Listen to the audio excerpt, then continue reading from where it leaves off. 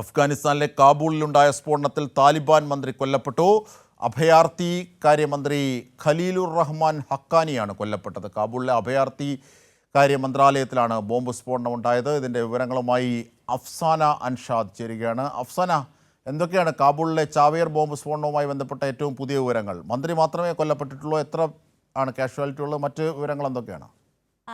അജിംഷാദ്, കാബൂളിലെ ചാവേർ സ്ഫോടനത്തിലാണ് താലിബാൻ മന്ത്രി കൊല്ലപ്പെട്ടിരിക്കുന്നത്. താലിബാൻ മന്ത്രി ഖലീലുർ റഹ്മാൻ അഖാനിയാണ് കൊല്ലപ്പെട്ടത്.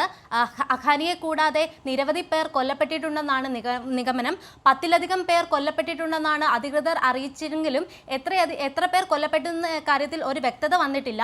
ഇതുവരെ ആരും ആ സ്ഫോടനത്തിൻ്റെ ഉത്തരവാദിത്വം ഏറ്റെടുത്തിട്ടുമില്ല.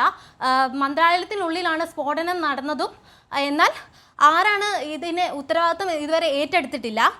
IS ആണ് ഇതിന് സ്ഫോടനത്തിന് പിന്നിൽ നിന്ന് സംശയമുണ്ടെങ്കിൽ പോലും ഇതുവരെ വ്യക്തതയൊന്നും വന്നിട്ടില്ല. കൂടുതൽ വിവരങ്ങളും അധികൃതർ പുറത്തു വിട്ടിട്ടില്ല എന്നാണ് അജിംഷാദ് മനസ്സിലാക്കാൻ കഴിയുന്നത്.